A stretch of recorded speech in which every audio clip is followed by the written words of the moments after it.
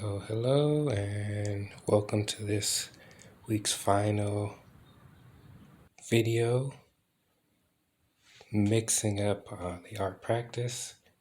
Went outside, did a little bit of plein air is what they call it. You're just painting outside, trying to capture what you see, or as well for me, get inspired by what you see. And for me, it was a flower. I don't know the type of flower it was, but this is some of the early sketches I did, studies of it.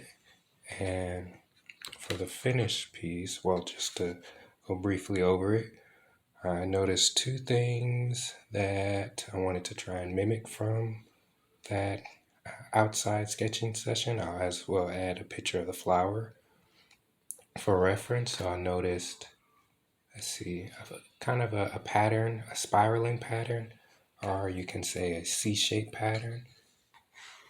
1, 2, 3. It was just this is a simplified version of it.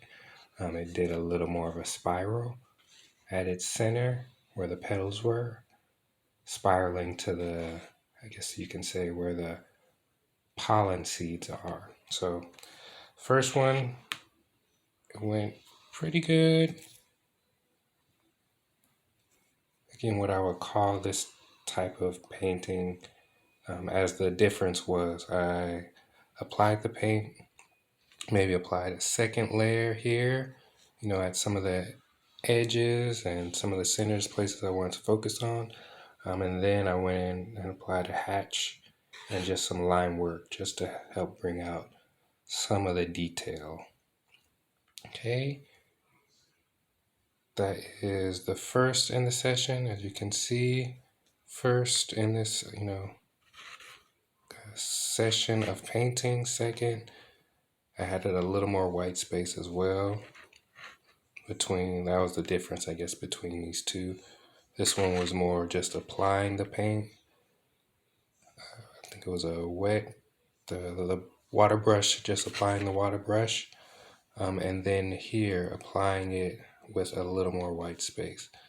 So that was the first in the series of outdoor painting.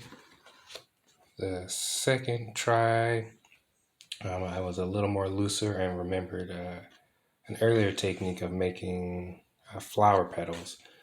But after doing it, I noticed that I wasn't as free or creative in how I was using the colors and the technique. So I went back to the original, more of a spontaneous, it allows me to be a little more freer.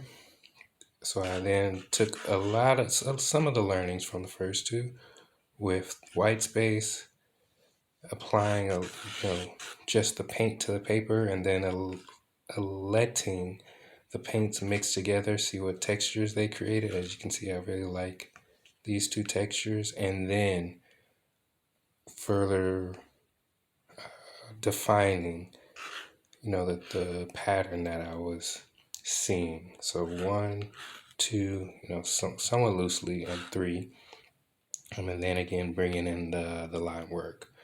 So yeah, this is the beginning of a series, I guess. I really enjoyed where this led.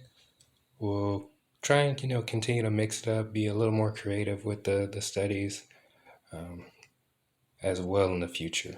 Okay, we'll see you guys in the next one. I think we will continue on as well with the continued learning and preparation for the Zapdos studies. I think we're going to be on part 2, maybe. I'm guessing. We'll see. All right, have a great rest of your day.